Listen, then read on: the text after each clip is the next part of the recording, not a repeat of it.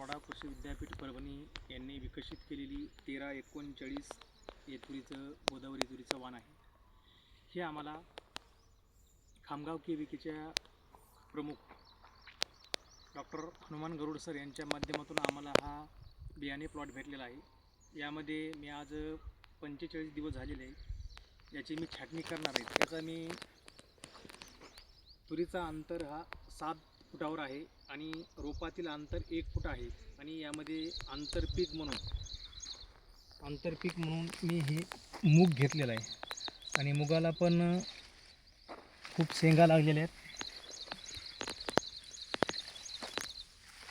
आहेत. त्यामध्ये मी कामगन सापळे, चिकट सापळे, पक्षी थांबे हे पण लावलेले आहेत. यावरती तुम्ही बघू शकता किती पांढरी माशी, मवा, तुडतुडे, हिरवे तुडतुडे हे चिटकलेले आहेत. आणि कामगन सापळ्यामध्ये पण काही नर पतंग हे अडकले आहेत. हा असा माझा गोदावरी तुरीचा प्लॉट आहे.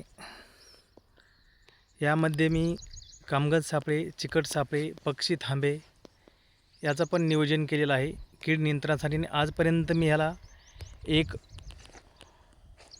निमार्काची आणि 2 दसपर्णीची फवारणी घेतलेली.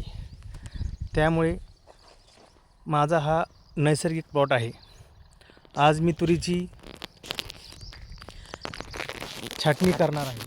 ती छाटणी परभणी कृषी विद्यापीठ आणि पाणी फाउंडेशनच्या जी शेतीशाळा आहे या शेतीशाळेवर आम्हाला केलेल्या मार्गदर्शनामधून जी शेंडा खुडणी करायची 45 दिवसानंतर, ही शेंडा खुडणी मी करत आहे. मी बोगळादेवी नैसर्गिक शेतकरी गटातील एक सदस्य रामप्रसाद अशोक डोईपुरे आणि माझ्या गटातील प्रत्येक सदस्य तुरीची शेंडा खुडणी करणार आहे. धन्यवाद.